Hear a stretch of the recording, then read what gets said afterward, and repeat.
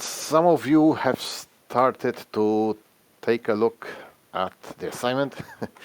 Ora, I plan to dedicate some time at the end of the lesson for any concerns you might have so far about the assignment.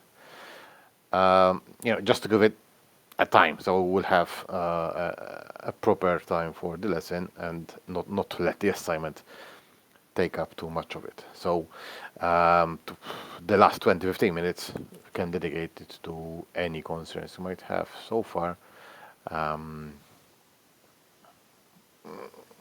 If not, we'll take a look at some examples related to the lesson. Right. The lesson. Oh yes, good idea. What is today's lesson about? So I'll try to use this, but if you're seeing it blurry or not working, we will switch to screen share. When I come to the demonstrations, I will use screen share. I think that's it will be smoother, and you'll also gain access to the sound because you need to hear what on earth I'm showing you. Okay, so today's topic is no longer about sound or how we hear it, but the technology in between. Okay, how we are going to get digital sounds so that we can use them in our productions. Okay, so the lesson is lesson 4. So we're looking at this one here, basic technical skills, which has 3 main learning outcomes.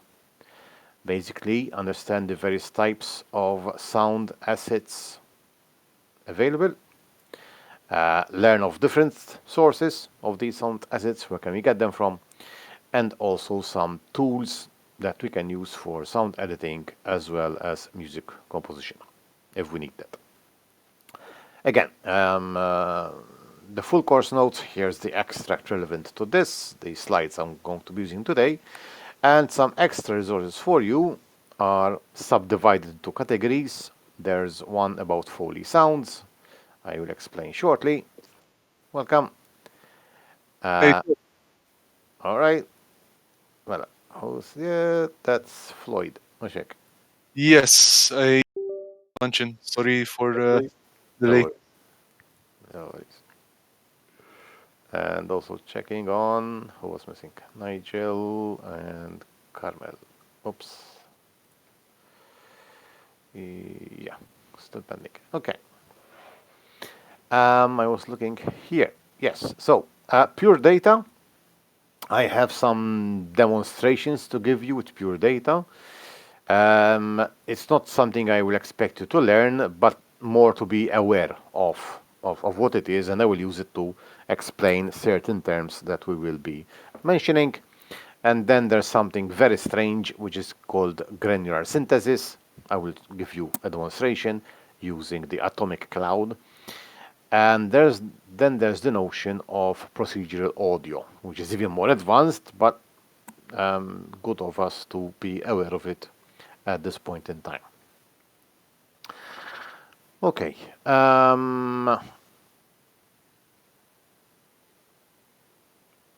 These are sort of like post-lesson revision questions that you could look at to sort of recap if you've understood anything about the topic, and how could this be applied? How could this be applied? Some of them are a bit, quite advanced. Don't worry, but if you catch 2 or 3 of them, that might be useful. Those of you in games should find these more relevant to them. Those others who are not in games, don't worry too much. These are not exam questions. Not exam questions. Totally not exam questions. And I'm not being sarcastic. All right, this is far beyond that level. These are more like questions that could open up other universes of understanding. It won't help if my mobile. screen locks all the time. Okay, so let's start unraveling what is underneath this topic. And that's here. So, yes, learning outcomes, we covered these already, and basically covered under two main topics, basically audio assets and audio tools. So, by audio assets, basically is what kind of sound files can we use? Okay, what can we look for? Can we create? Can we acquire? Audio tools then are what kind of tools can we use to capture, create these audio assets. So first let's look at what is the product, and then we'll look at the tools that can help us do the process to get the product. So by audio assets, we can basically look at four main types. Looking at sound samples, so a sound recording, okay, a sample of sound, which would be an individual sound sample. By sound library, I mean, yes, just like a library of books, okay, you can have a library of sounds. And that library of sounds could be either a general collection of sounds, or it could be a specific library. So a library of science fiction sound effects, a library of construction sounds. Okay, so they could be thematic, they could be about a specific context, which you might, find useful. If you don't know what to make your assignment about, for example, you could look for sound libraries. You could find, oh, this is a nice pack of sounds about animals. I could make a zoo. Okay. So that could be inspiring in itself.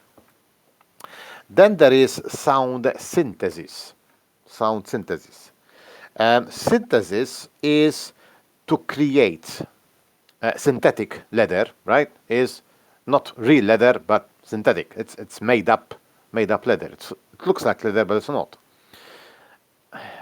More animal friendly, granted, but yeah. So synthesis is about fabricated, okay, creation, and very useful when the sound that you would like to have doesn't exist. Okay. Enough. The sound of a laser gun, or at least you don't have access to it. Okay. The sound of a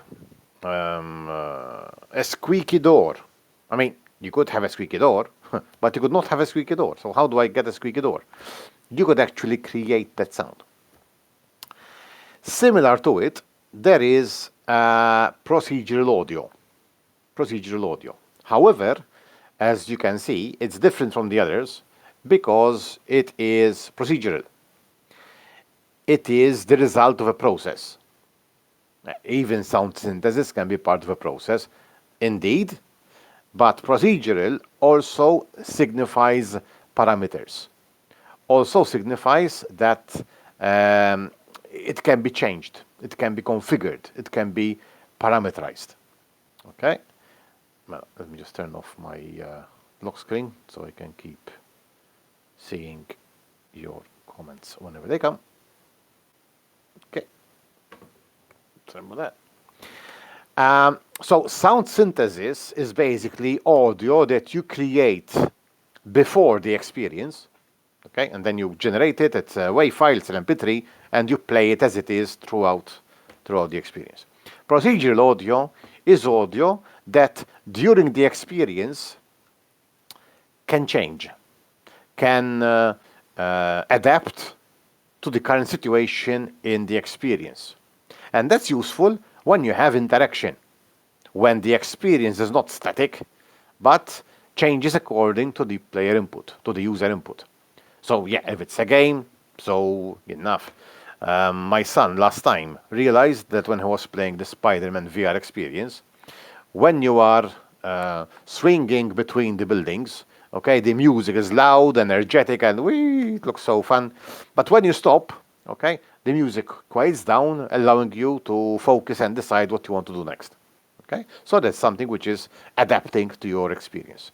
And that's what procedural audio is about. It can take parameters from the system state, okay, and according to what the system is currently in, maybe where you are, maybe how much health you have, maybe how close you are to the next milestone in your experience. Okay, the music can, or the music, the sound effects, whatever audio is being used, um, uh, will change accordingly. Um, a bit of a a bit of a sideline here. Sideline parenthesis. Yeah, side comment about the use of the word sound and the word audio. Does anyone have any understanding of what's the difference between sound and audio? You could leave a comment in the chat if you like. What's different between sound and audio? Is sound maybe in its raw state compared to audio, which is perhaps processed a bit more, or maybe passed through devices like speakers, audio. Okay, okay. I mean, it hits practically very close there. So yes, sound is the sound you get from a sound source. Okay, so it's raw sound. Yeah, I think it fits the description.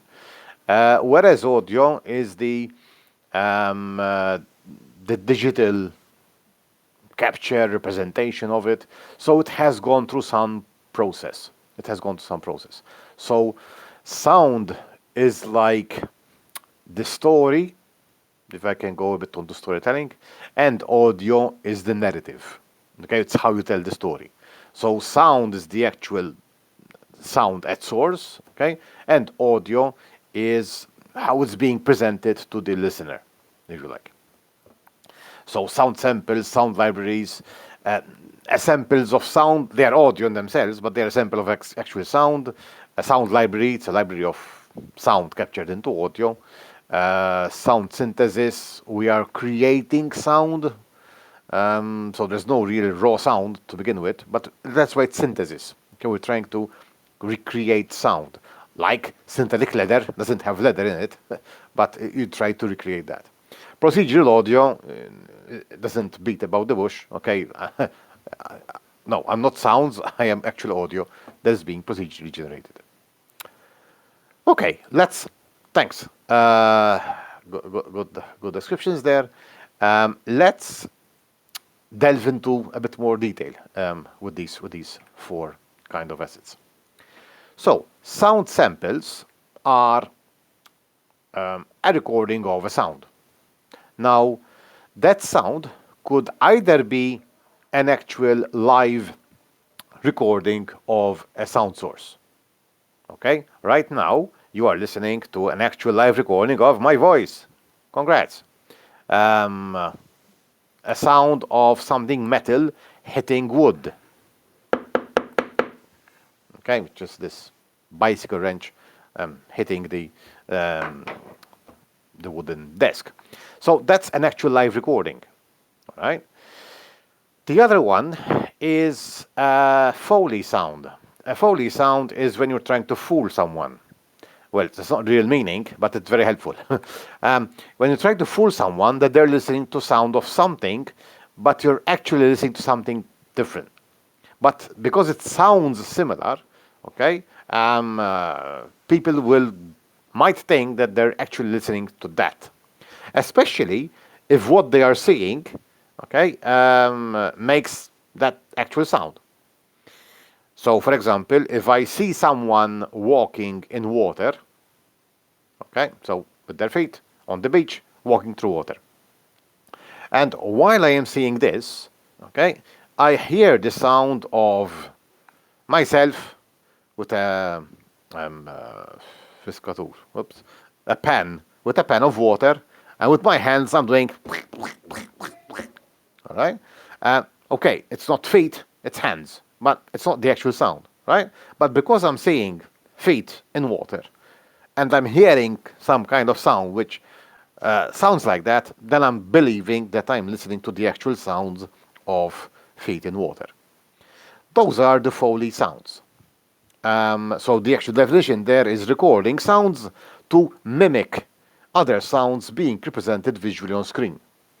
So you're practically lying to the audience. You're not really listening to that, but yeah, you're believing it. And someone shared, yeah, the secret of the gruesome sounds in Mortal Kombat. Yes, rather than killing people and smashing their heads, they used vegetables, crunching vegetables to mimic the sound of breaking bones. Thank you, Alexandru. Let's hope we don't ruin someone's green pepper dinner tonight. With live recordings, okay, recording the actual sound of an object on screen, you also have to consider the sampling rate as well as the storage requirements. What do we mean by sampling rate? We mentioned last time that we have frequencies, okay? And frequency is the repetition of a sound, of a wave, how often a cycle repeats itself. Issa, when you have a sampling rate, you're basically measuring that amplitude fluctuation so many times per second. So many times per second. So we have two rates here. Let me get a bit of notepad here. We have two rates here. We have the frequency of the sound, okay, which is number of cycles per second, okay, measured in hertz, not the car rental company, okay. And then we have the sampling rate, so the number of samples taken per second, unfortunately also measured in hertz, okay. Issa, the sampling rate I'm using will determine the frequencies I manage to capture. The frequencies I manage to capture. In what sense? Mela, if I bring up a sine wave, yeah, we're fine.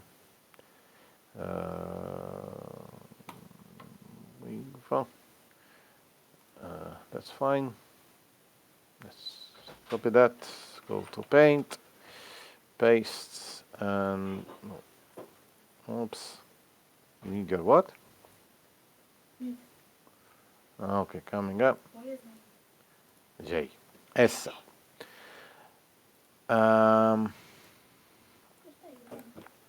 Oh, a moment, because I stole my daughter's music homework. So she can go to have a shower. I think it's next to your brother. So we have sorry for that. We have a sine wave, okay, which has a frequency, and the frequency depends on the wavelength. And basically, we can say that the wavelength is a repetition of this cycle. Okay, so if this here is 1 second, right, then we have 3 hertz. Okay, we have 3 wavelengths in 1 second. Issa, if my sampling rate is also of 3 hertz, so the same size, what I'm going to do basically is I'm going to capture a sample 3 times per second. And that will be the same distance from each other. Okay, the difference in time between one sample and the next one, right, will be the same as well. So what happens is that when I try to play this, I basically I captured this, I captured this, and I captured this.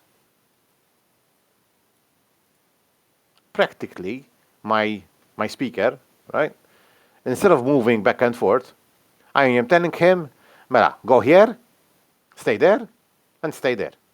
So practically, it will be a flat line. No audio has been captured. With 3 Hz sampling rate, on a 3 Hz frequency, I will not capture anything. at least it has to be twice as much. Twice as much. In what sense? So, if instead of 3 hertz sampling rate, let me write them here. So I have a frequency of 3 hertz. Okay. If I use a sample rate of 3 hertz, that will give me no sound. Because I would always capture the same, the wave at the same point. It's like when you're seeing a car moving along, but the hubcaps appear to be stationary. Okay, it's not true. They are turning, but they are turning at the same rate as your frame rate, as your eye frame rate. So practically, you're always seeing the position in the same place. It has to be ideally at least twice as much. Why? Because if I manage to fit in 6 samples here, 6 samples, basically it means I will measure halfway between these two. And halfway between those two is basically down here.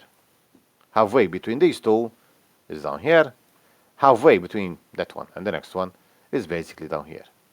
So when I connect the dots, okay, sort of, I'm going to have a wave, not as smooth as the original sine wave, but a wave that at least approximates the positioning of the speaker quite accurately, okay?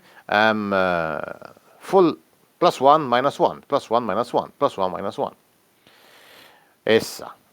At least twice as much, okay? Because of if I am unlucky, and the samples end up,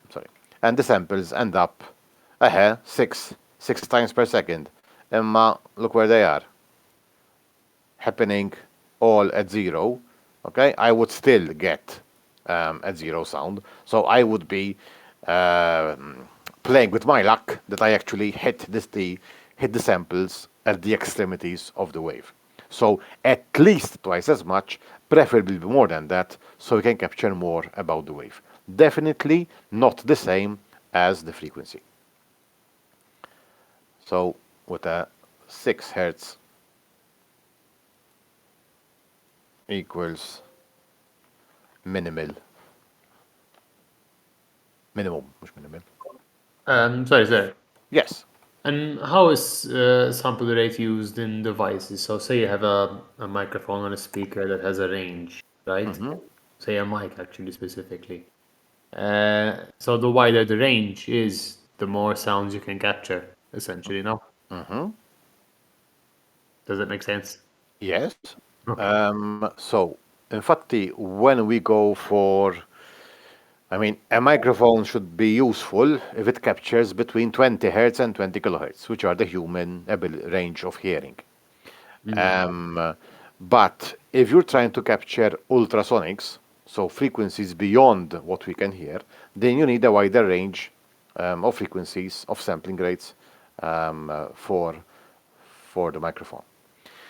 Infatti, the usual normal sampling rate for microphones, not for microphones, the sampling rate used for CDs and DVDs, for digital hearing, is 44K, okay, or 44010 to be exact. Why? Well, first of all, that is 2 to the power of, I forgot how much, okay? It's a number which fits correctly in the 2 to the power of, with the binary system. But also it is twice as much as our upper range of hearing, the 20 kilohertz, so 40 kilohertz and a bit more, okay, and a bit more, which is 44K. DVDs, I believe, or Blu-ray actually, go up to 48K, 48 kilohertz, okay? And as I said, some microphones go even up to 96 kilohertz. So capturing 4 times as much what we can hear. So that's for the sake of ultrasonics. That's for the ultrasonics. Essa. I'll mention it now. I mean, since it's in the topic, why do we need ultrasonics? Okay, to scare off the dogs. not exactly. Mela. When you have, let's make another one. When you have a person, when you have a person, okay, who is listening to music,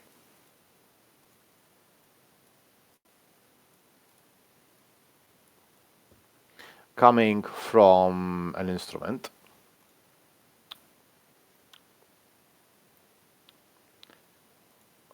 an instrument. There's an instrument, okay? Okay, instrument. There you go. When there's music coming from an instrument, not only are we hearing the sounds of the instrument, and as you know, there's the fundamental frequency and there's the voice, the timbre of the instrument, so there are the harmonics. But we are also hearing that instrument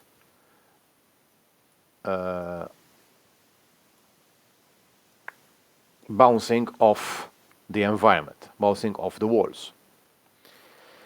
When there is more than one instrument, okay, so if we have another instrument who is playing their own music,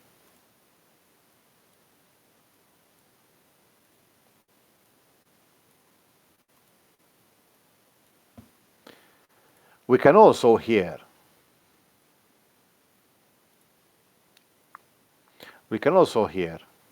that music, but also its, let's go this way, but also its reverberations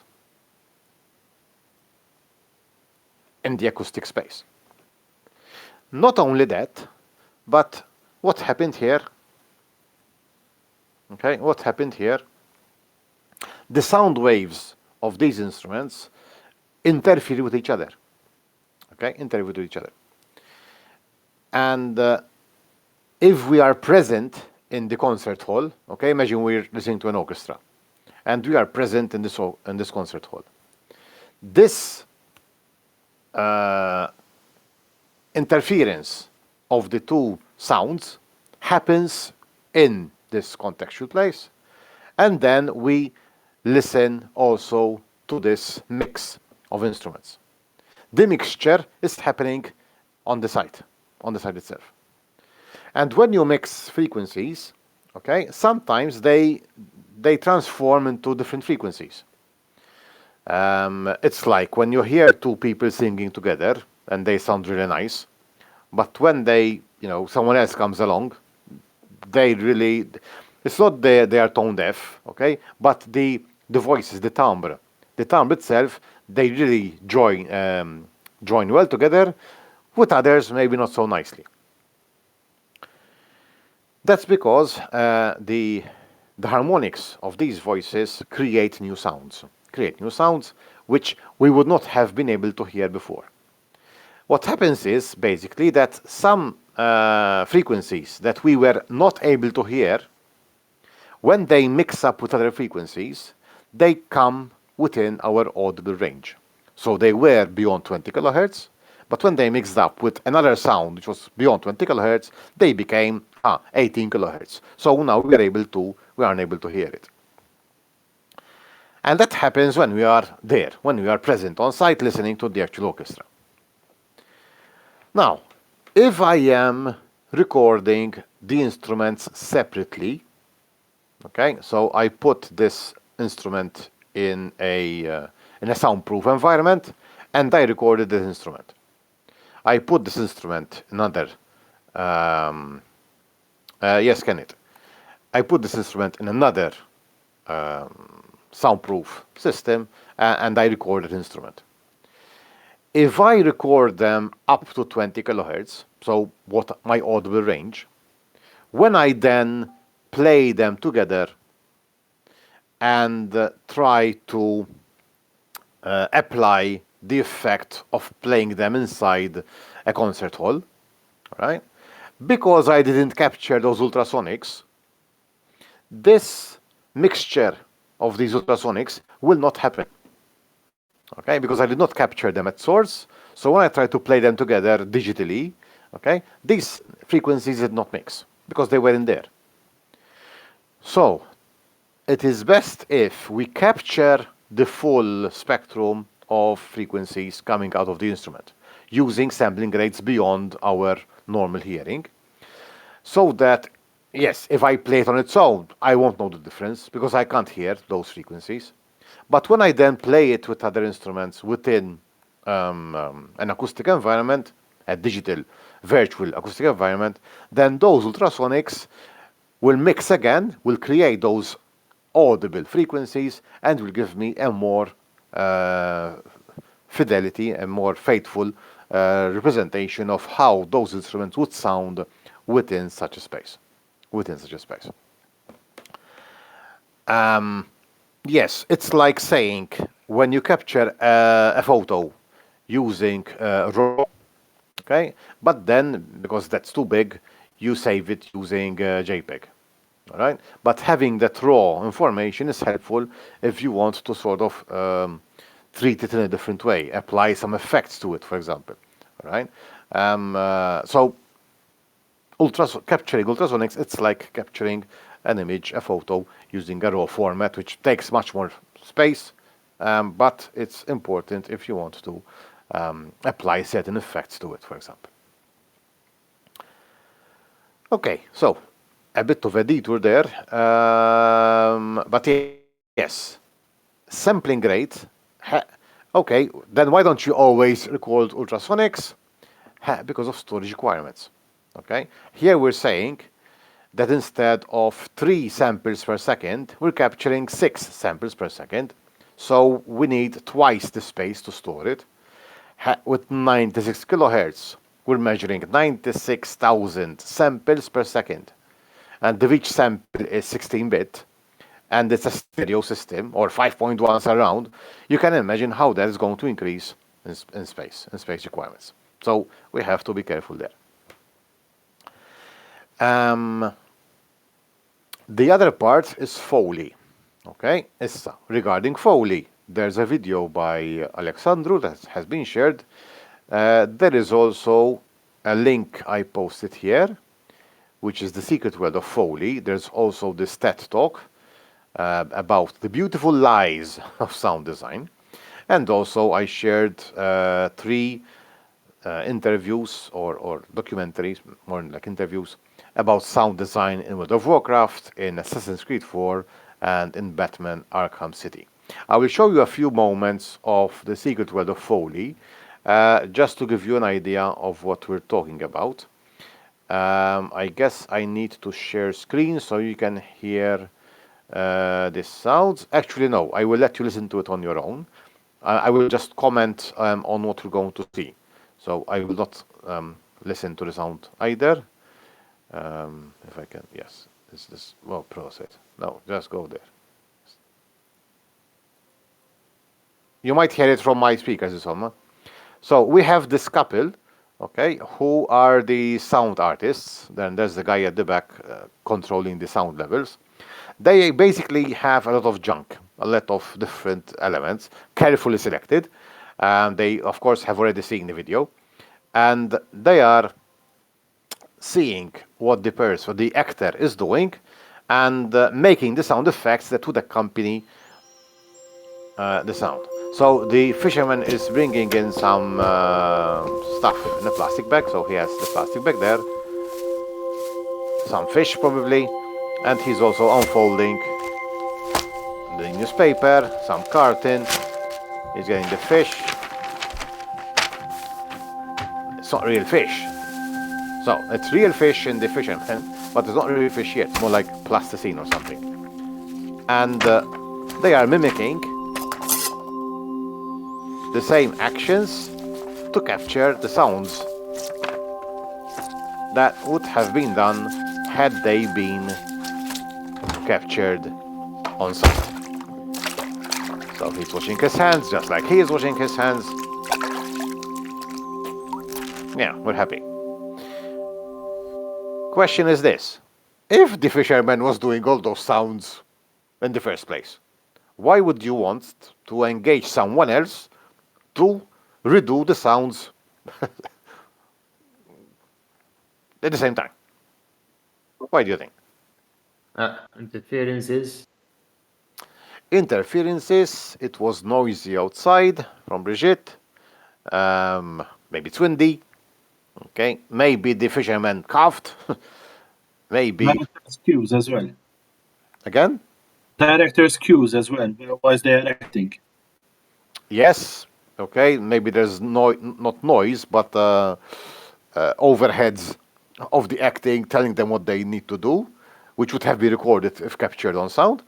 Yes. So it gives us bigger control over the oral experience of the audience, right? Of the audience. Saves editing as well, no? Maybe. It saves editing. Yes, you don't have to do retakes because of unexpected, sound coming in. You could have retakes of sounds, yes, but maybe there's less requirements to record sound than to record visuals. For example, the sun, the lighting of the sun. If you're depending on the lighting of the sun, I mean, it's moving. You can't stop the sun, so you'd have to bring in artificial lighting, so more costs to cater for the visual part. When you're actually doing that because the sound went wrong. So separation of the experiences helps us manage better the recording process. Okay. So that's one of the 5. I can of course look at the other options, especially with the games scenarios, the TED Talk, and they actually use this also on radio stations. There are competitions on radio stations where they make you listen to a sound, and you have to guess what it is. Okay, such is the ambiguity of sound, that it can be so many different things, and the person who guesses what it is may get the prize. Okay, so you can either record the actual sound source, or you can record something which approximates that sound. Or, because you don't have the time, you don't have access to anything which sounds like a 1960s style telephone. Yeah, someone else might have it. So a sound library is a legit source of sounds, especially the free ones, and especially those who offer some creative license. Creative license, which would be that you are free to use it as long as you credit the not author, the original sound recorder, basically. And I've put some up here for you. One of them is freesound.org. They are free, but of course they will want your credentials, right? You want to have an account, and then basically you can search for sounds, right? So if we're looking for wet feet, dog licking feet. Yes, they do become wet after he licks them. Wet footsteps running on water, wet sand, and you can listen to them briefly here, okay? And then you can click on that, and you're able to listen better. But more importantly, you get some information about it, okay? Whether it's compressed or not. This one is not. It's a WAV file. How long it is, file size, the sampling rate, okay, 4400. As I said, DVD and other Blu-ray formats, usually 48 Hertz as well. Normally it's 44.1. Bit depth. What is the bit depth? 24 bits. That is the size of each sample. So every sample being measured, here they're measuring it using 24 bits, which means that the resolution of the amplitude, okay, from -1 to 1, is being stored using 24 bits. So with 24 bits, we're saying 2 to the power of 24. Okay, so there are 16 million divisions between -1 and 1. So division by 2. So 1 all over that. And the reciprocal on it. You can do xy -1. Yeah, مش down and post it. 8388608. 1 division by 8388608. So the precision of the sound is down to 0.000000012. Okay? So the bigger the 24 bits, the bigger the bit rate, the more precise is the measurement of the sound per sample. But also bigger size of sound file. Okay, so you have to have a compromise here between size and precision. And whether it's stereo or not. Okay, this is mono. You also get feedback. Okay, sounds like we're shaking a water bottle, not like running because it's too fast. So okay, yeah, that's true. If you like it, want to use it, there's a download button there. And yeah, the ratings would have told you already that it's not really what they have. So wet sand, that's a 4-star. Wet footsteps, 5 stars. This sounds like a better deal. Stereo as well. There's 20 seconds of it. Of course, you might not want to use the full 20 seconds, but maybe the part that really fits your needs. Exactly what I was looking for. Lovely. That's one. Okay, and I gave you a few more. There is Sound Bible, there's Zapsplat, and let's see if this is still working. grsites.com archive sounds. No, so yeah, just ignore that one. But Zapsplat should be still there. Okay, sound effects. Explore. Again, they might ask you to sign in and register, but then you'd have even SFX packs. Okay, so different packs. So we mentioned construction. Well, let's say industrial. Okay, yeah, construction zone light, and there are 11 files in this pack, and yeah, 11 free construction sounds. There you go, and you can preview them here, basically.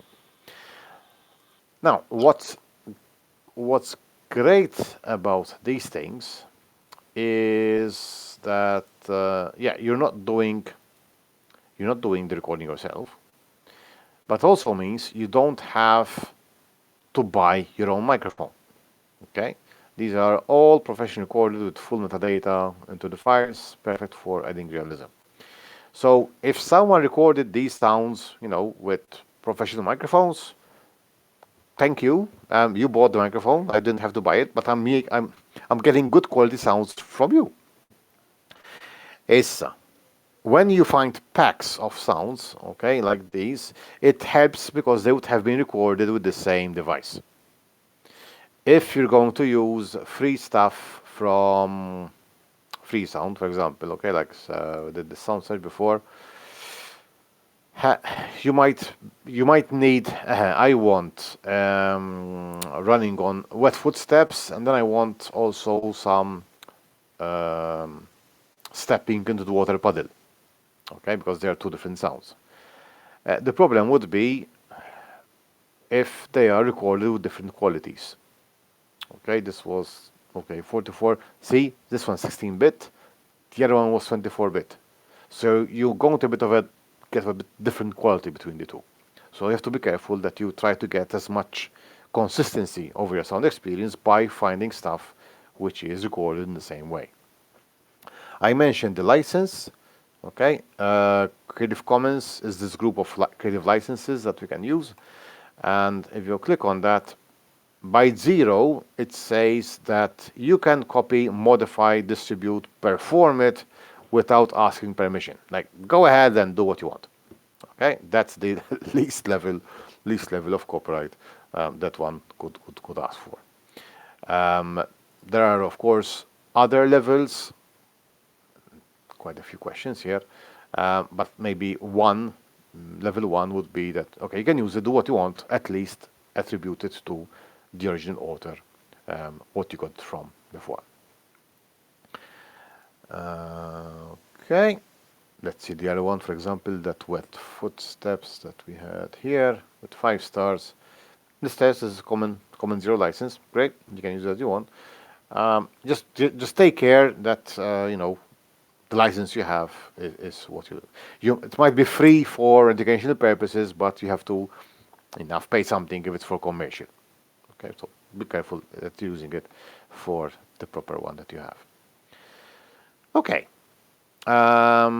it's in a pack called steps. Okay, and they are by the same person. Lovely. So you could use these three, knowing that they were done by the same person, so probably with the same device. Actually, May 18th, yeah, probably. February 4th, not so far off. So 24-bit, yes. This one, 24-bit, and this one, 24-bit. Great. So basically, that's nice spec there that you can work with. And there's more. Okay, this is like 20 sounds here, and there's another page. Lovely. Where was I? Okay. Now, the fun begins. Yes, questions so far? Actually, sir, let's say there was a video published publicly on YouTube, for example, with, for example, a trailer of a game. If you had to record from the trailer of the game sound sample, would that be considered breaching copyright, or, for example, for a project or something? Mela, for the sake of my assignment, it's not about music production or sound production. Just as long as you tell me from where you got it. Okay, so if you give me this sound was taken from this YouTube video and give me the link for the YouTube video, that's fine. All right. What we're trying to instill is that you are honest about what is your work and what is not. And when you're getting it from somewhere, you provide a link so that someone can actually say, okay, you used it, but you were intelligent enough to not use the full sound, but only the part that was relevant to you. So that's still kudos to you, right? That's still something worthy for you. In commercial, okay, no, that would be copyrighted, and you would have to get permission from them or from the original actual sound, from where they got it from. For example, when I was doing a poster to present at the conference, I wasn't getting any money out of it, and I was using icons from a board game about Doom. All right, I asked the board game company, and they told me, no, you have to get permission from Bethesda because they own the graphics of Doom, and I got no reply. but but eventually, I found out there was a there was a fair use clause. And if you're doing it for educational purposes, then that's fine. And it was a poster at a conference for my studies, so it fell under educational context, and nobody, charged me on that or challenged me on that. So I went, but I mean, I made an effort. I had emails to show that I tried to get permission to use it, and I did not make any money out of it. So that's the main cause there. All right, thank you, sir. You're welcome. Wasn't exactly on subject 100%. It was a question that arose in my brain as we were speaking. That's it. No, it's important to ask questions when they come because they are. It might be someone else's question as well. So, thanks for that. Okay. Time-wise, okay. Let's move on a bit. If you have questions, do leave them in the chat, and we'll tackle them later on. So the third kind of sound is sound synthesis. Okay, and we're looking at different ways how we can generate sound. Most of them are synthesis. One of them is modulation, and we also have that wavetable and granular synthesis at the end. So we have additive and subtractive. There's of course the notion of addition and the notion of subtraction. But what do we mean by that? Let's start with some basics, just to revise a bit what we know. So we have a sine wave that repeats itself every wavelength, and frequency is how often this repeats itself, and amplitude is how loud it is. Okay, determines how loud it is. On the right-hand side, what on earth is that? Is what pure data is about. Okay, pure data is about the construction of it's called a patch, you could call it a circuit, which channels information, be it numbers or wave information, towards the speaker. The speaker, which has been nicely named DUC. DUC stands for Digital to Analog Converter. Okay, it converts digital signals to analog sounds. So it's a digital analog converter. It's a stereo speaker, so I have two inputs. But what is happening here? What is happening here? Well, actually, I have a working one that I can show you. Okay, you have the frequency, the amplitude, the on-off. Yes, it's all there. But what I want to do now also is to switch to share the screen so that you can actually hear it. Because otherwise you won't hear that. Let me turn off my camera for now. So, if you could all connect a bit to my live stream, please. Okay. Okay, getting spectators, selling tickets. Okay, 8, 1, 2, 3, 4, 5, 6, 7, 8, 9, 10, 11.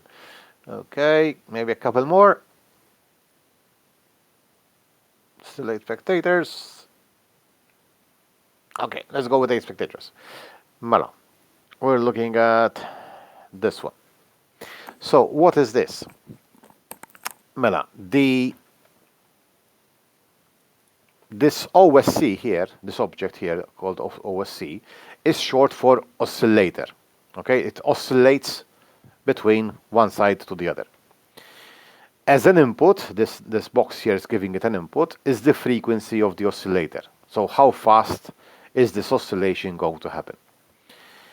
That sound is being multiplied with the amplitude. We're going to control the amplitude by multiplying the output of the oscillator by a number between -1 and 1.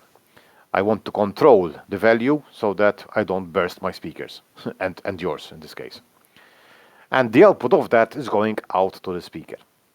Yes, I'm not hearing anything there. I know. Mela, let's go with that. Let me put this to 0.1. Let's bring that up a bit, say to 20. Mela, could anyone tell me if sound is coming in your direction? Yes, it is. I can hear it. Yes. Okay. So, if I lower the frequency number, okay, I'm getting decreasing pitch and going up.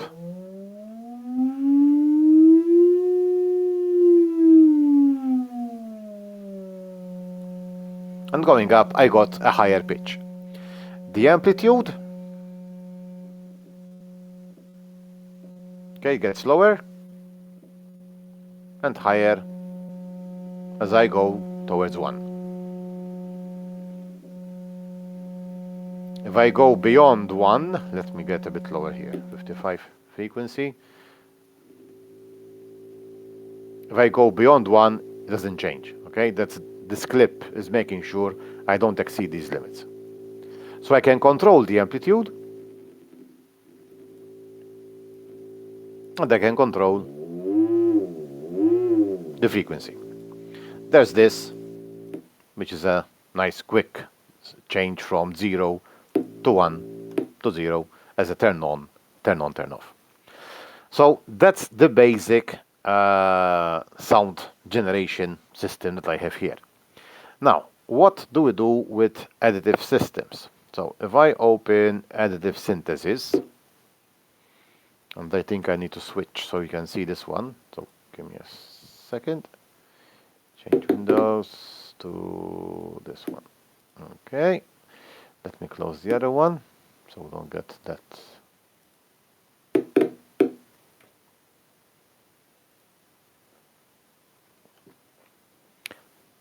Well, you should be seeing a more complex one now. Yes. Okay.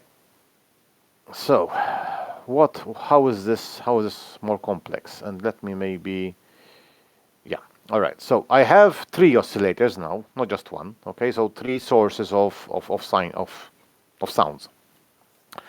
And the frequency of the first one is this 10 over here. I'll take it out to 55. That's a bit too much. So 10 is the frequency of the first one. That 10 is being multiplied by 2 to become 20, and 20 is being fed to the second oscillator. The 10 is also fed into this times 3, making it 30, which feeds the third oscillator. So I have 3 oscillators at 10, 20, 30 Hertz, which are being added together and then divided by 3. So we get the average value between the 3. Otherwise, I might get 1 plus 1 plus 1, 3, which is beyond the -1 to 1 range of the speaker, and I would damage your speakers. So, this division by 3 takes the average of the 3 of them.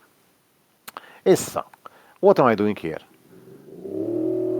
So I am basically simulating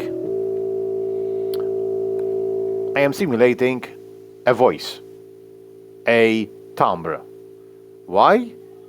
Because I am giving 2 harmonics. Okay, the fundamental frequency, the first harmonic, and the second harmonic of that fundamental frequency, by adding together the 2 sounds. Okay, by adding together the 2 sounds. That is additive synthesis, by using different frequencies and adding them together to create new voices, new timbre, as a result of just changing a single frequency. That's plus. Issa, how do we do minus? How do we do subtractive? I'll have to get another one because I forgot to prepare this one. Let me get it from here. That would be this one.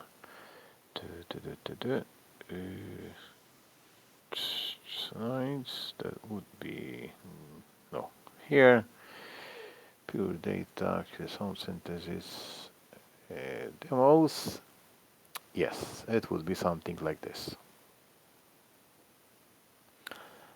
Well, I need to switch to the new one. And we're gonna have a C-wave generator. Change windows to this one. Okay.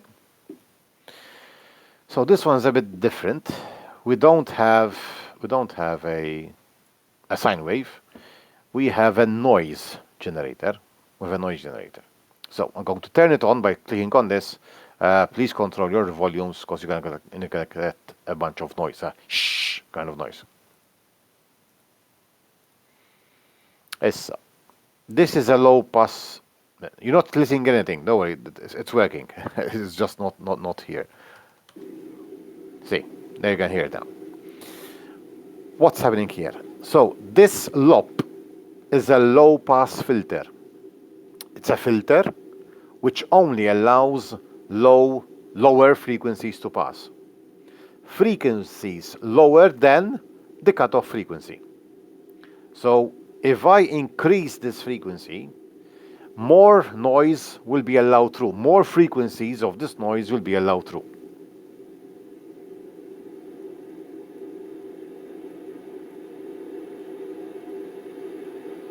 If I lower it down,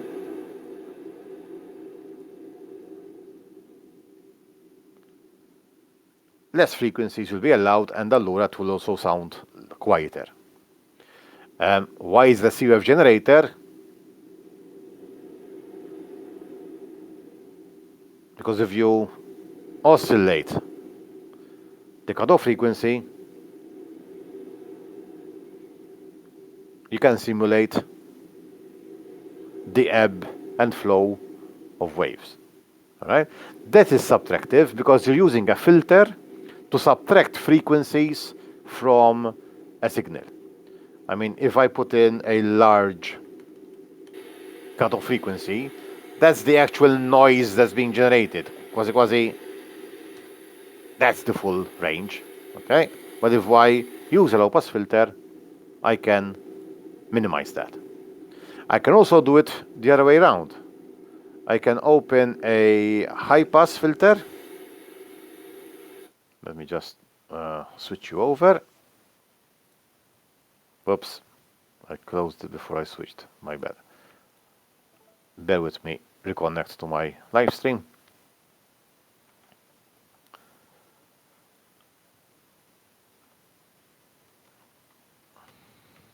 So it's the same setup, okay? Noise to the speaker, but it's a hip now. We're hippie, yeah. It's a high pass filter now, not a low pass filter.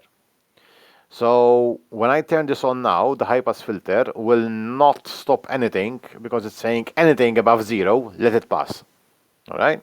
So let me change that value to 1000. So now anything below 1000 will not be allowed to pass. Anything more than that will be allowed.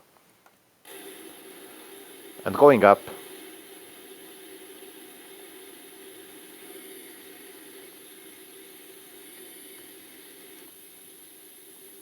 we're going up to that upper range of frequencies that we can hear. Oops. And it kind of sounds like you're listening to rain through a small opening. Okay, that you can only hear the high frequencies passing through. But then if you open the window, you're letting in more of the rain sounds coming in. All right. So again, it's a subtraction mechanism because from all that noise, I am only allowing through frequencies higher than 400, 2000, whatever number you decide to put in the cutoff frequency. Yes. The other one was not here. File modulation. The other concept was the concept of modulation. Again, let me switch window so you can see that. Change windows to modulation. Okay. What do we have here? Voila. We have an oscillator again. Yay! An oscillator which has a frequency and has an amplitude. That is being added to, what's that? A cigarette? No, it's a signal. It's a signal, which basically emits a continuous stream of this number. So right now, this object is continuously streaming zeros. 0, 0, 0, 0, 0, 0, 0. If I change this number to 5, okay, it will emit 5, 5, 5, 5, 5, 5, 5 all the time. So that every 5 coming in, I can add it to what's coming out of this oscillator. Okay? What's coming out of the oscillator? Well, it's between -1 and 1. Okay? The rate of change from -1 and 1 is controlled here. But that -1 to 1, the sine wave, is being multiplied by this number. So if I have 10 here, it's not from -1 to 1, it's from -10 to 10. And that's being added to this number here. So what we're getting is a number. And that number is being input into another oscillator. Okay.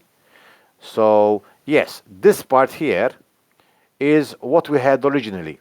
Okay, an oscillator multiplied by an amplitude. In fact, I can turn it on and off. But instead of a number, instead of a single number here, I am getting this whole thing. Let's try to understand what's going on. So let me put this back to 0. Let me put this to 110 on, and turn the sound on. But I need to close off my noise. Let me stop my noise. Okay. And this I can close too. Okay. So right now you should be listening to a constant hum. That is the result of just this part here, this vertical part. This is 0, 0, there's nothing coming from here. Okay, it's a signal emitting continuously 110, which is being fed as the frequency for this oscillator, which I can turn on and off. Issa, I'm going to add I'm going to change these two to a value of 1 each. A value of 1 each. You should be listening to a variation in pitch.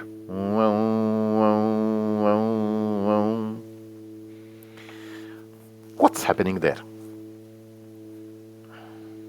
Let me edit mode. Okay, put label comment there. Let me write within this part here. So we have a 110 up there, all right, and we are adding that 110 plus to a sine wave. We have plus a sine wave. Actually, not just to a sine wave, but we have a multiplication here. We're multiplying the amplitude multiplied by the sine wave of this frequency. So plus amplitude times the sine wave at frequency up there. All right, the frequency up there. Now we know that the sine wave gives us a range of values between -1 and 1. So let's ignore the frequency for now. We're saying from -1 to 1. All right, and amplitude for now is 1 as well. So 1 times whatever. So basically we have 110 plus from -1 to 1. So basically what we have here is, as a result, 110 minus 1, so 109, to 111. So right now, this oscillator here, the frequency is not constant, 110, but it is oscillating, changing between 109 and 111. So it's going lower and higher.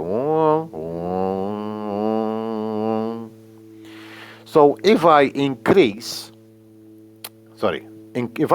the amplitude here, this range of frequency should get bigger.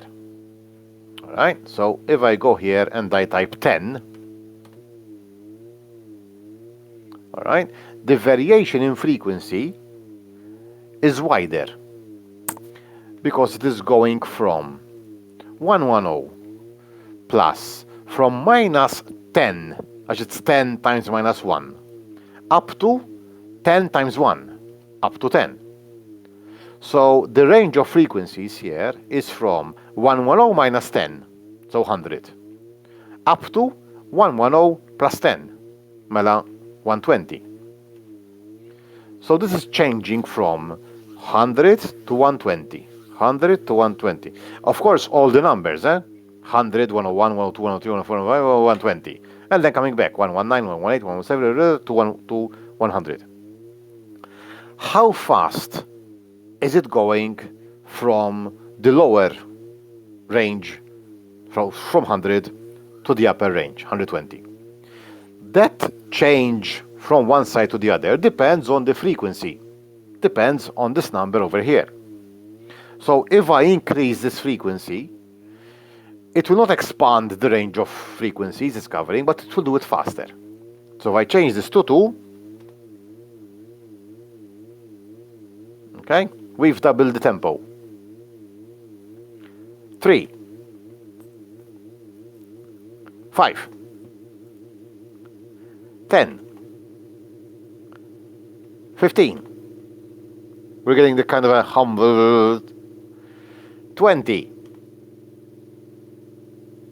25, 30, 55, 70. Okay? We have changed the tonality of the sound. It's no longer vibrating audibly from one range to the other, but it sounds like a new constant sound. 100. There's a bit of vibration here.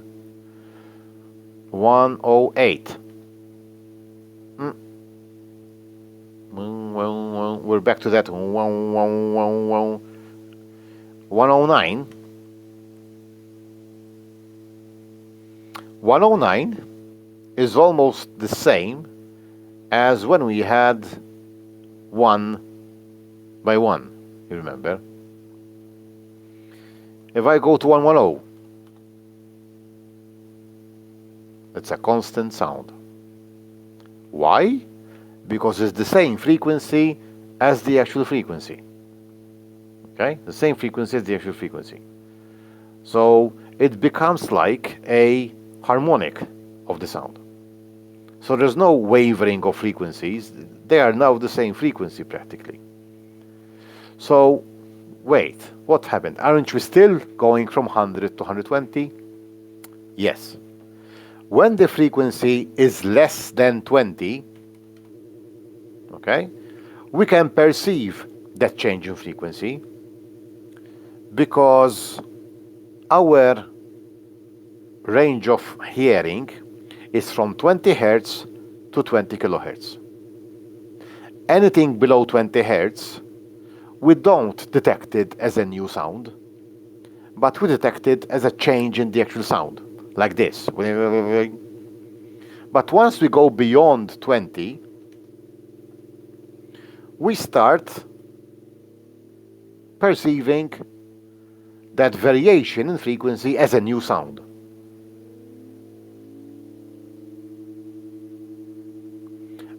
Issa, it gets different when we get close to the harmonics. Okay? Here we are close to 220. Okay? When we again get close to a harmonic, we revert back to that detection of variation in amplitude. Why? Because this one, for example, is 1 away from 220. So the difference is 1 Hertz, not 209. Okay? It's not the difference from the frequency, but it's the difference from its harmonics. So each time we hit the harmonic, we go back to detecting this fluctuation in frequency. That's one part.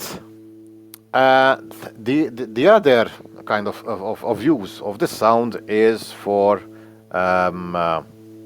sirens, for example. Okay, if we go back down to 80, and we put in 1. Let's go 1, and we put this up to 120. Okay. It might sound like a science fiction alarm. We are being invaded, right? Panic. If we raise this up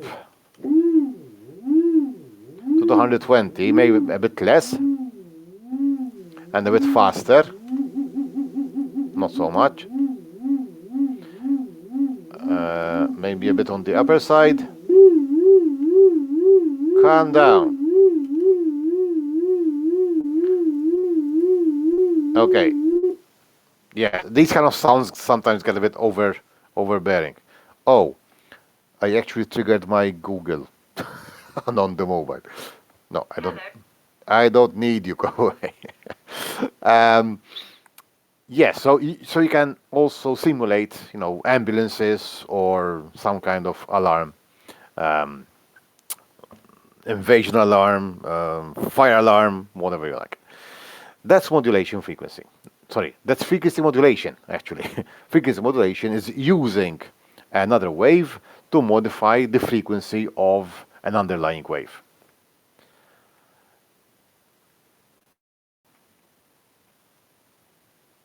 Okay, Mela, let me go back to video a bit so you can.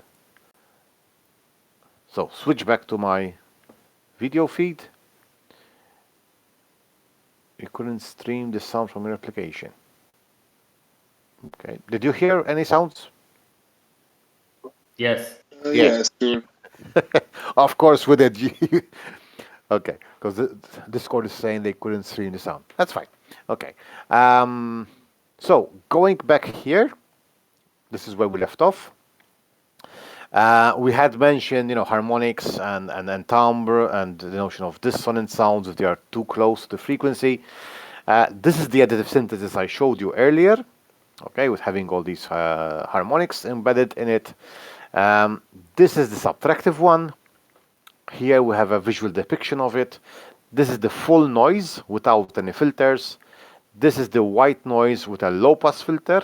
Only frequencies lower than the cutoff are allowed. The rest are blocked or really dampened. And the high pass filter likewise will dampen lower frequencies but will allow higher frequencies through. This is a combination of the two together.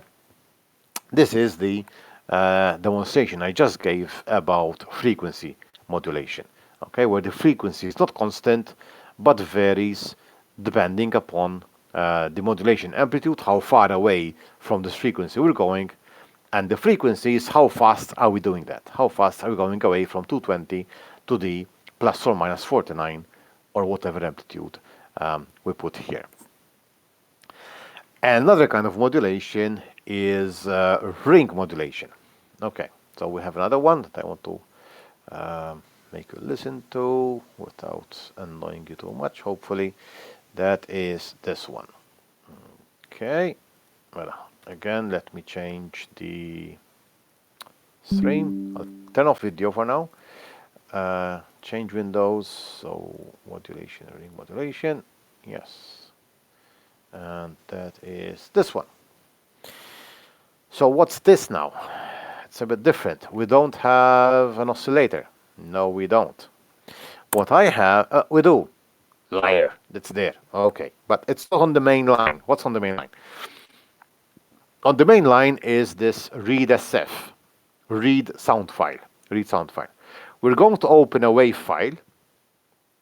A WAV file which is... Where are you? This one. Okay. This, you're not seeing it. Sorry. There's a startup WAV file in the folder. It's a Windows startup file. And we're going to play that. Okay. So if I press this, it plays this. Then.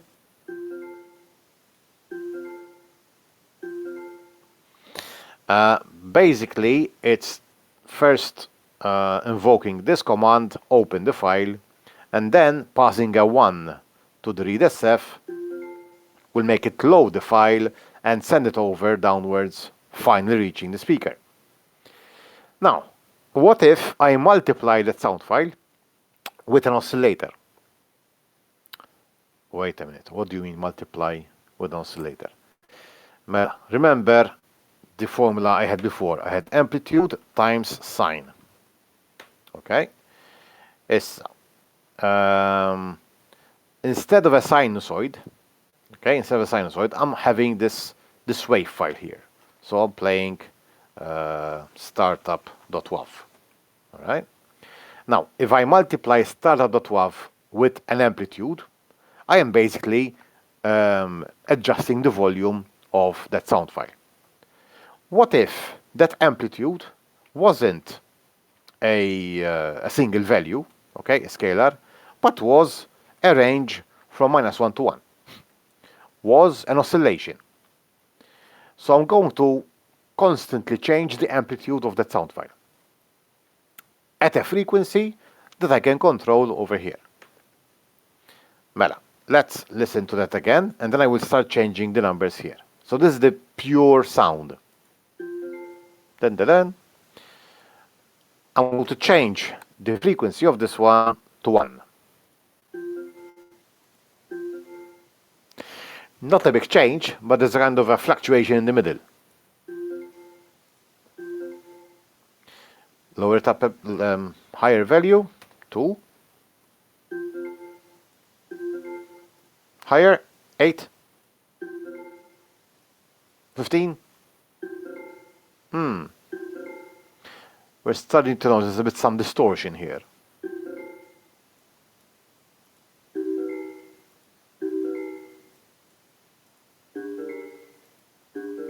A change in frequencies in the original file.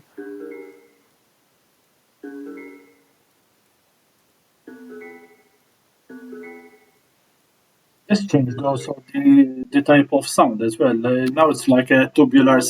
Echo. That's right, that's right, that's right. It's changing the harmonics. Okay, changing the harmonics, it's changing the voice. So it's changing the fundamental frequency, but it's also changing the tonality of the sound as well. And yes, this is a kind of a creative opportunity for us to modify sounds. If we want them to be a bit more dreamlike, where you're not really listening, you're not really sure what you're listening to, okay, this offers an opportunity to actually create something like that.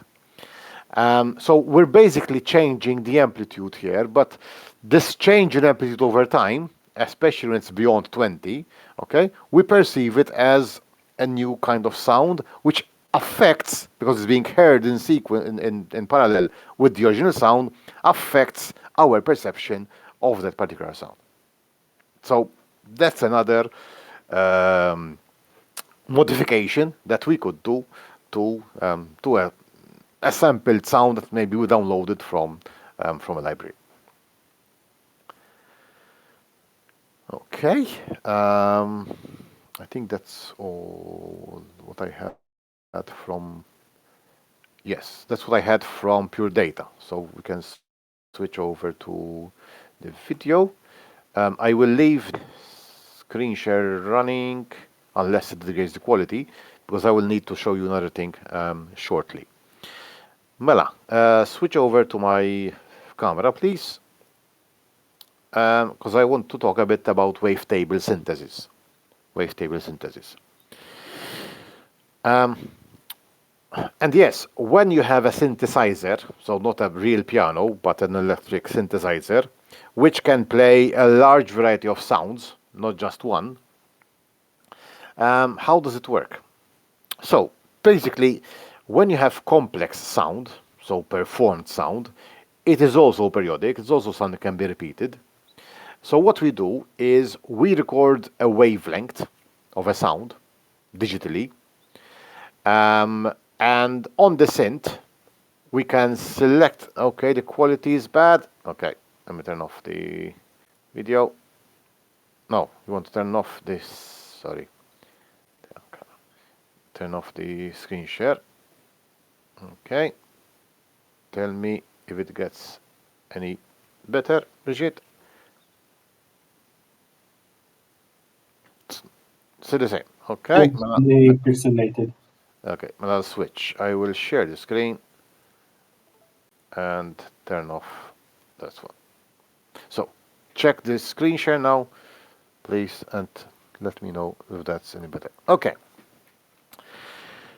So what we have on a synthesizer is basically they stored a wavelength of a sound, okay, and they repeat it while you are pressing down the keyboard. Okay, as you press the key on the keyboard, they repeat the sound loop until you release it. And secondly, they generate different frequencies of it. So if on one key I have like la, the other keys are modulated to change their pitch. La la la la la la la. And also going up. La la la la la la. Not by having different recordings, but by modifying the same sample recording that you have there. One of my first students, one of my first part-time students, he plays in a band. And for his project, he actually did a live sampler. So his plan was that during a performance, he would ask the audience to sing something, like, okay, everybody say la, and he records them. And then he could be able to play them on his keyboard. Play them as in la la la la, have all the frequencies, but as a voice, having his audience's voice. Okay, that was his project for the final year. The day after he submitted his project, someone released it publicly, released it as a feature on their system. It was like, oh, why? How is that? Look, it's fine. It's the next day after you submitted it. It's fine. Don't worry. But of course, it was sort of, oh, someone else did it as well. Okay, well, someone produced it. Okay, you came up with the idea. That's fine. So we don't record a separate sound for each key. That would require lots of storage, especially if you have like 100 different sounds. No, Issa, let's be honest, you wouldn't record one sample and use it for the full 101 keyboard, all right? Or how many? 108 key keyboard. You would record it per octave, for example. You would record one sample and use it to generate 4 less and 4 more keys. So if you're recording, are they getting what you're saying? Let me check. Let's get a piano. Piano board as an image. Thank you. So let's get this. Open this in new tab. So, for example, get it into Paint.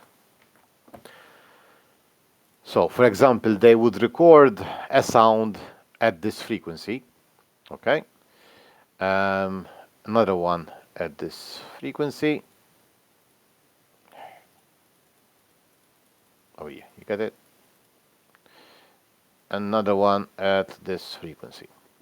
Yes, and another one at this frequency. Yes, using this one, okay, they would generate 4 less and 4 more. So 1, 2, 3, 4. We have 5 less and 5 more. 1, 2, 3, 4, 5. So they would generate all these. All these using this as a source. Then using this as a source, they would generate the surrounding 5 notes. Using this, they would generate the surrounding 5 notes. And using the other one, they would get the surrounding 5 notes. So instead of 35 samples, 7 times 5, they would only need to store 4 of them. So 7 times 4, 28. Instead of 28, they would just need to store 4.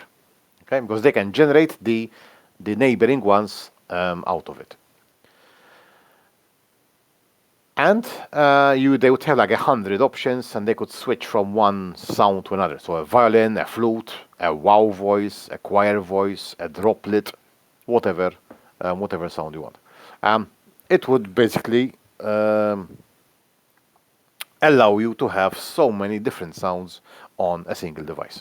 That's how wavetable synthesis basically works. Less storage needs, less CPU power. You can change instruments, you can change pitch as you need. So it's splendid. Of course, it's not a real sound, but it's a synthesis of it. It's a simulation of it. That should, be something that you can relate to. What's coming up next is something out of the ordinary.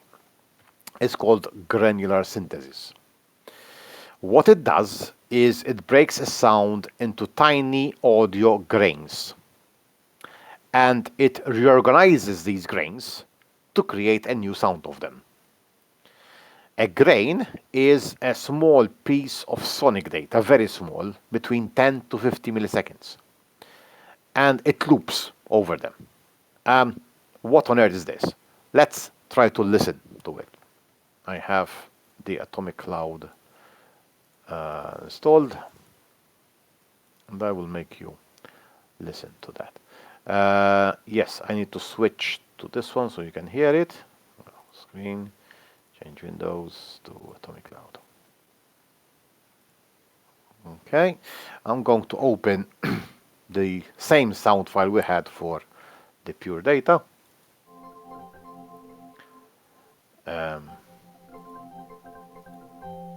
This is the normal playback, sorry. Okay, there's a bit of silence before, silence after, and you get that dun dun dun.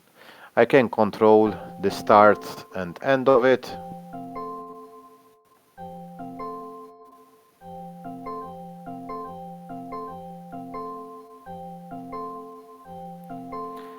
Essa. Okay, calm down a bit. I can change the jitter.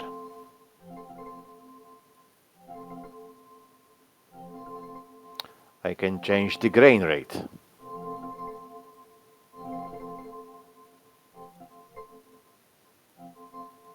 The grain size.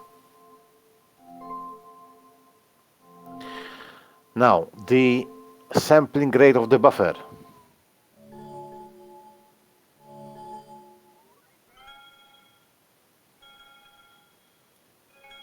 I can focus it a bit.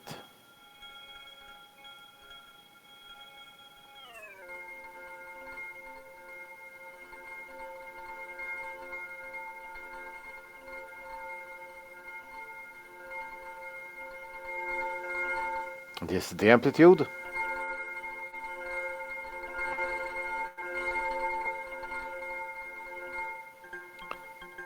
The randomness of it, the jitter of it.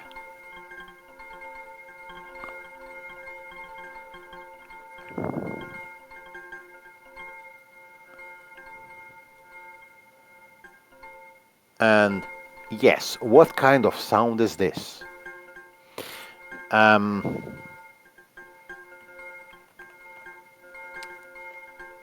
Let me give you a different sound as a source. All right? I'm gonna record something on Audacity. That's itself. I need to stop this one for now. Stop a bit. I'm going to say something really strange, such as Goomba. So I record myself saying Goomba. Okay. I'll export that as a WAV file to the desktop. I'll call that Goomba. Okay. Now back to the software. I'm gonna browse for it on desktop, and somewhere there's Goomba. This one. Okay. Normal playback. Goomba. Is that okay? I'm gonna Goomba. Goomba. Goomba. Goomba. Goomba. Goomba. Goomba. Goomba. Goomba. Goomba. now Goomba. increase the jitter.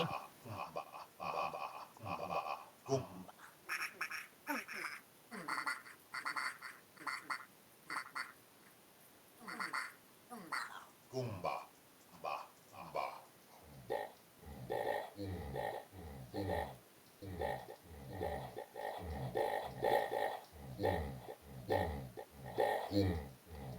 Yeah, the lemmings. This one, eh?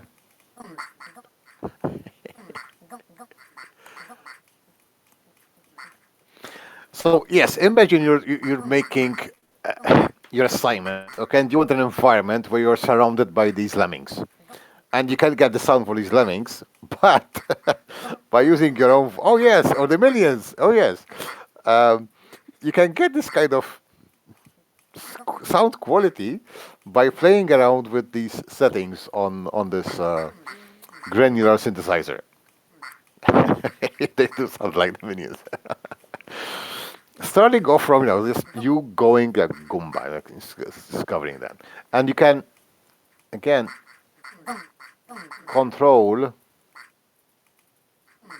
over what part of your speech you want to control that. There are some presets here, like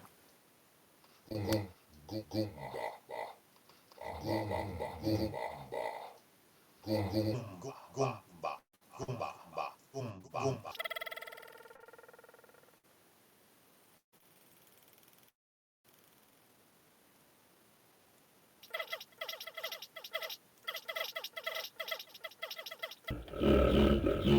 Oh, very scary. So it's more like a trial and error until you get something interesting. Like, oh, yeah, this might, yeah, can make something weird out of this. Um, but yeah, it's a totally strange, it's a totally new artistic way how to deal with sounds. Yeah, sorry, I closed the whole thing there. Full screen again, coming up live. Reconnect to my live stream, please. Apologies for that. That was Audacity. The final part, I can talk about procedural content generation. Basically, as I said, this is a runtime generation of content based on parameters, based on inputs that can be read from the state of the environment, that can react to the player's or interactor's input. I'm aware of the time. I'll leave some time for the assignment. Don't worry. So this is actually a subsection, a subtopic within a bigger topic, which is called procedural content generation, where you are generating content using procedure. It can be used to generate levels for an environment, like Minecraft does, like No Man's Sky does. It can generate characters, like Spore, if you remember Spore. You can generate textures, not random, procedural generation of textures, landscape, yes, levels, landscape, and music as well, and music. We can generate music on the fly using grammars. I mean, music has to have a kind of a pattern, but you might control the rhythm, you might control the instruments being used, you might control the melody. And these are useful when you don't have enough space to store them. So you have limited memory, limited CPU power, too much content to handle. You might want to have variations on the same asset. Okay, for example, we mentioned Doom earlier this week. There were also color palette changes between different monsters. Not more Doom, but even in earlier games, they denoted a different type of enemy by changing its color. Of course, being colorblind like me didn't help, but anyway. And some changes, which, as we said, are context sensitive. So, as you're swinging from building to building like Spider-Man, you have this loud music, but when you stop, it quietens down to allow you to think about what you want to do.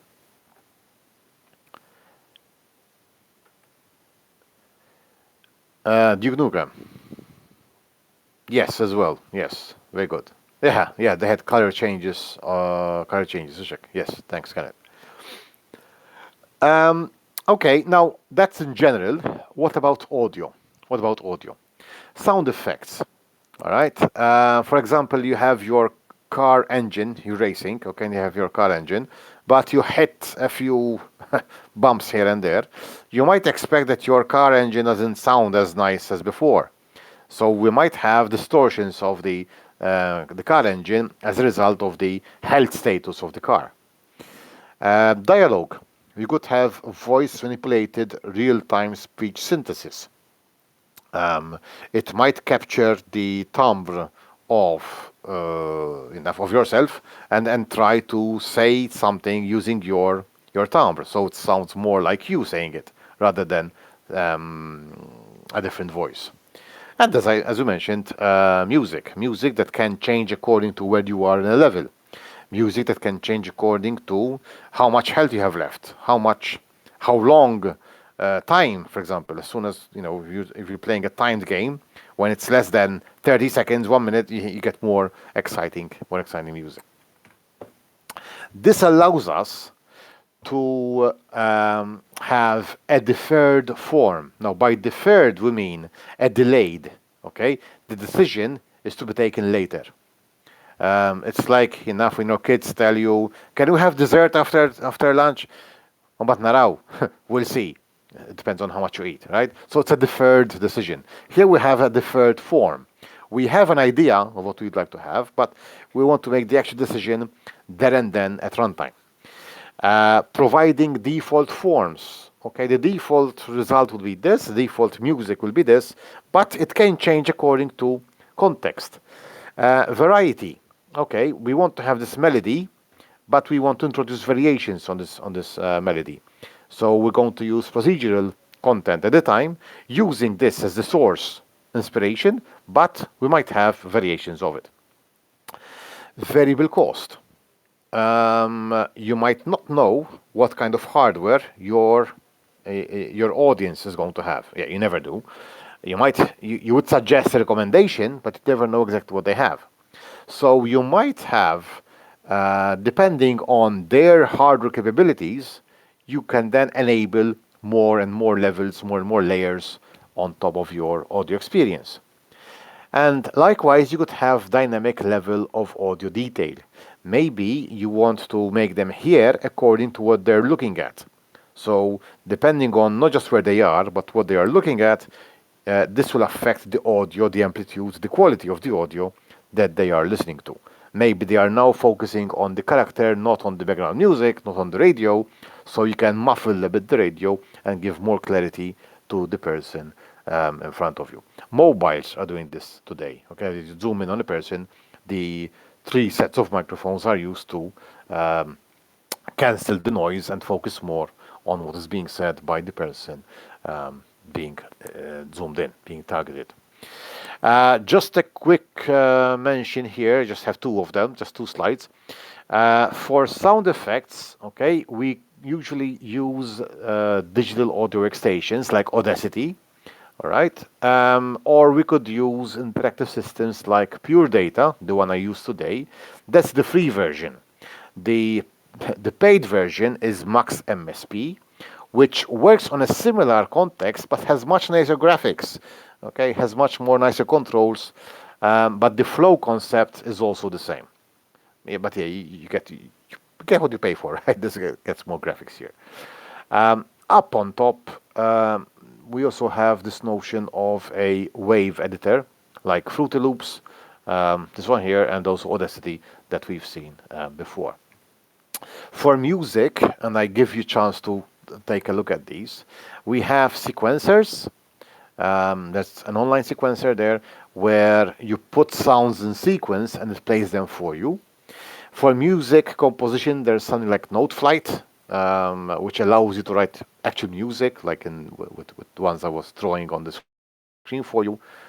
So like these, okay, but proper music form. That's Noteflight. And there's also algorithmic composition.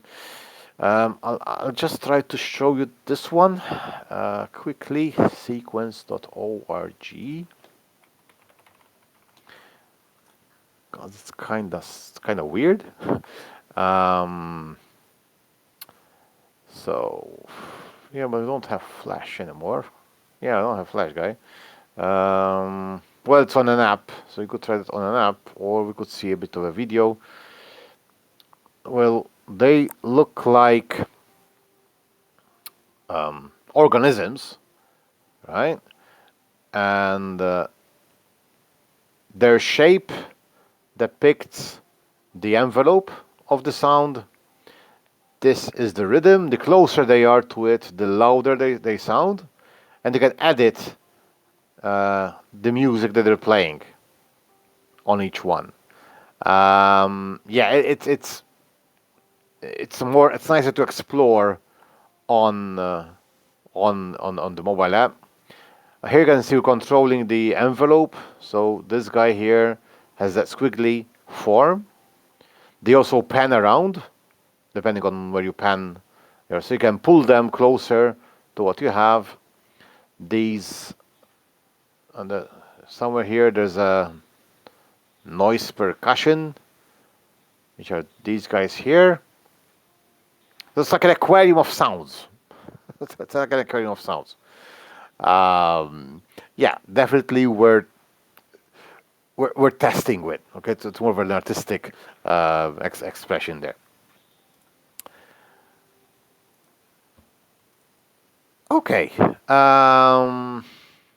Again, this is something which I'd prefer. I'd suggest more you experiment with this one. This is a bit more childish and limited, I would say. Okay, so recapping there, assets, we have these four sound samples, which could be the actual object or a Foley sound of it. There are libraries, which sound samples that you can download and you can use. If you do, please take note of which ones you are using, like put in the URL, because you will need to um, record that in your documentation. You know, you're citing where you're getting your stuff from. Sorry. We looked a bit at sound synthesis. I don't expect you to do sound synthesis, but at least you are aware what we're talking about, what it can entail. It's a combination of different sound sources that you can either add them together, you can multiply them together, you can combine one input into the other. The wavetable synthesis allows you to record a single wave, repeat it, and then change its frequencies to provide you for sound sources for the whole keyboard. And we had that weird experience with the granular synthesis, and yeah, we had the lemmings and the minions taking over our sound experience. And then we took a look at some tools you can use, Audacity, the Mac has the Fruity Loops, sound synthesis, the Pure Data, or the more expensive brother, Max MSP, and there are also some online features. So these are only a few. There are more that you can discover and work with. I remember fondly, I used to use Dance EJ in my 20s, and I had made a couple of music pieces with it that my friend believed them to be something that he had listened to before. I remember these. I can't remember the name, but I remember listening to this. And I just made it like 10 minutes ago before you came. It was Dance EJ. Dance EJ. It was a sequencing software. Yes. Dance EJ. I forgot which one. But it's version 6 now. Maybe DJ 2 or 3 at the time.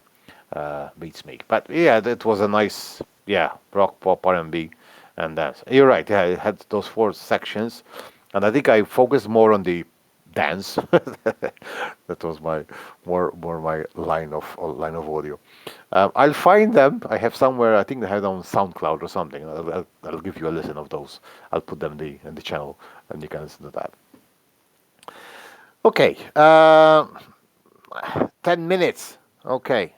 Any concerns with the assignment that you might have come across so far? A few of you talked to me about it. Basically, if you start from the beginning, that is how you should be going, you might not know where you're heading. You might not know where you're going with it.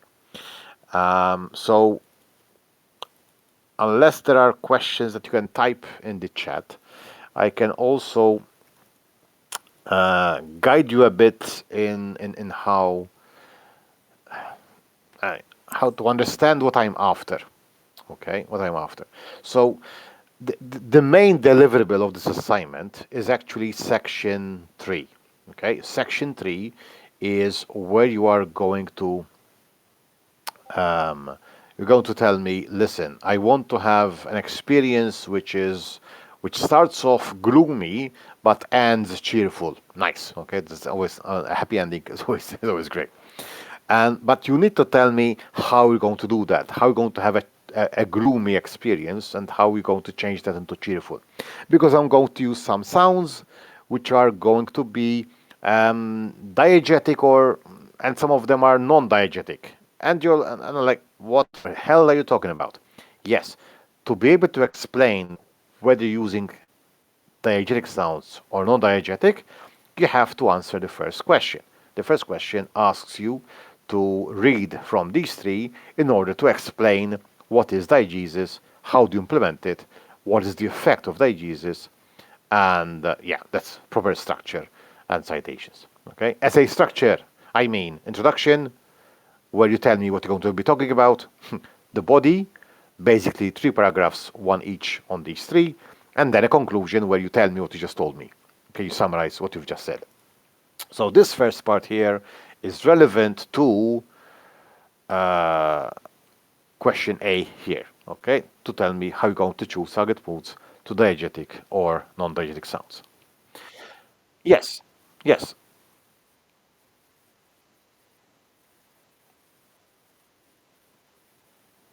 Okay.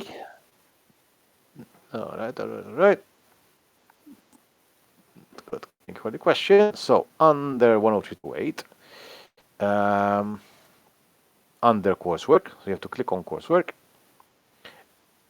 and you should be seeing this one, coursework 1 2022 project proposal. Okay, click on that, and I'm looking at this one, the specification. Right? These 1, 2, 3, 4, 5, 6, 7 are the readings that this specification is referring to. And this demo document here is referred to in the question 2. Okay, question 2. Except that one. That's okay. It's okay. Right. So question A is helpful for you when you do question 1. Okay. Question 2 then is about soundscape analysis, techniques, and terminology. And here I've also tried to explain how I'm going about it by showing you a picture, a diagram from Hong et al. We're going to analyze existing soundscape, we're going to plan and design them, and then we're going to implement them. In this first assignment, we're doing this first stage, analyzing an existing soundscape, and the first part of the soundscape planning and design. After my feedback, you will complete the stage and also implement it in the ADE software that I have already mentioned. We will talk more about it later on. So in the first part, we're focusing here. Essa. So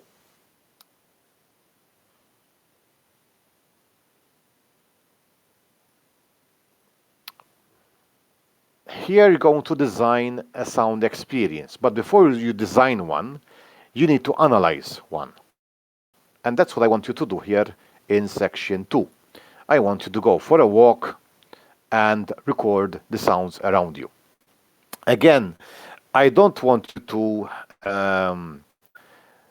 have a proactive recording. Very enough, there's a neighbor who is a welder, and you said, okay, I'm going to record the welding sound of my neighbor. You go next to him and you record him. No, I want to go for a walk and just record the sounds that you come across. Just leave it recording all the time and go for the walk. And when you go back home, then I want you to analyze or reflect upon what you heard as you went along. And I want you to classify those sounds into these 3: sound marks, keynotes, and signals. And you're like, what on earth are those? Exactly. You will know that because in question 2, question D, 2D, I asked you to describe and distinguish between these 3 sound elements. Okay, those are the 3 sound elements, right? They're in Schaffer, in Fowler, and in Young and Kang. So by doing this, you would have already known what and how to distinguish between the sound marks, keynotes, and signals. What is the sound walk? Why am I going for a walk? Why am I recording this? Again, that's what you get when you answer this one. Okay, Fowler describes the notion of a sound diary and a sound walk, and you are asked here to describe them, giving examples, so that by the time you do the sound walk, you know why you're doing it, because someone explained it to you in the text. We mentioned today live sampling and Foley. Okay, those 2 are actually the difference between a physical reproduction of a sound, because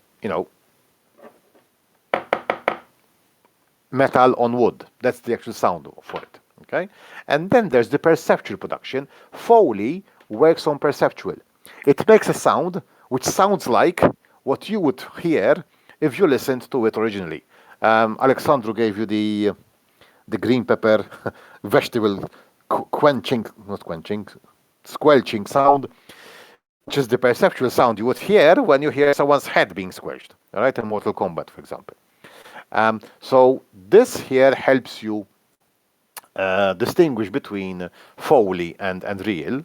And although I don't specifically ask you for them here, you will need them when you're doing your second assignment, because you will decide, okay, I want a sound of an owl or of a squeaking door. Okay, how will I get a squeaking door? And you could make a Foley for it, a Foley sound for it. Okay, the 4 different recording techniques. Again, you won't be recording them here, but you will need that for your second assignment. As I said, treat your effort in this one as not just for this 20%, but also for the 50% that's coming along. A real and a virtual acoustic environment. Okay, how do you evaluate a real environment? So an actual room. Okay, you go into a room and you measure how the acoustics of the room work. And what about a virtual acoustic environment?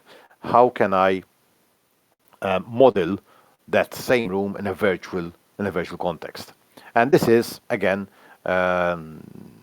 you'll be able to answer that once you read Hong et al. I also gave you the pages. Okay, so don't go looking the whole, I don't know how long it is. Let's say 12 pages. Don't look the whole 12 pages to answer this question. Okay, it's between pages 3 and 4. These paragraphs here on these techniques between 4 and 9, and physical perceptual is between 9 and 12. Okay, so you have a bit of guidance there as well. So, yeah, and we're back to the beginning. So great. So what I'm after here from you is that you are exposed to this knowledge and understand what they are, because there are later questions which are based upon this knowledge. Here, infatti, this one, but question 3, uses this knowledge you have here and applies it to 2 specific sites. Okay, there are 2 sites that they went to, and they did an oral analysis of it. So they distinguish between oral and visual perception, sound preferences of people, how are the 2 sites comparatively. Basically, one of them is busier than the other, but you have to explain why it's busier. And from the research they carried out, you have to find out which sounds were preferred by the participants in the research study and which ones were not preferred.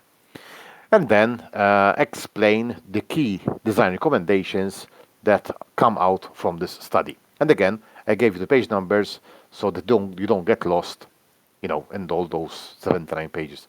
It's not 79 pages. Young and Kang is part of a bigger document, and it starts off from page 61 up to page 79. So page 0 to 60 are not relevant to you. There's something else which we are not interested in. But these pages here guide you a bit where you can find that information. So section 1 is basically a reading comprehension, but not just to answer the questions. That comprehension, you will need it for later questions. Question 3 is a case study comprehension. So you're reading about someone's research on an area, a soundscape analysis. And then in section 2, you are doing the soundscape analysis. You're going for a walk, and then coming back, you're going to listen to it and classify it, according to these 3. I said about 4 to 8 sounds are expected. Okay, so I don't want you to tell me every sound in those 3 minutes what it is. Okay, I want somewhere between 4 and 8 sounds. That's fine. And you do have also, Alexandru also take note, apart from this, if you go one stage back, there is this short tutorial of how to make the sound walk and how to use Audacity to label that particular sound walk. So if you click on that, there's a video that you can watch. It's a 7-minute video. And over here, I guess, I'm showing you how to create labels to indicate along the sound what they are. Okay, this FS could be a fire shot, BC could be bird chanting. I had quite a few. I mean, I don't expect this all from you, but I got lost into it was such a nice experience for me. I wanted to actually show what that is. And there's Google Maps photos from different angles if you have them to show the actual path. I didn't go along this path; it was too noisy. I went along this path here, and the screenshot of Audacity. And what are those sounds? So you have a lot there. I don't want all of them. Between 4 and 8, that's fine.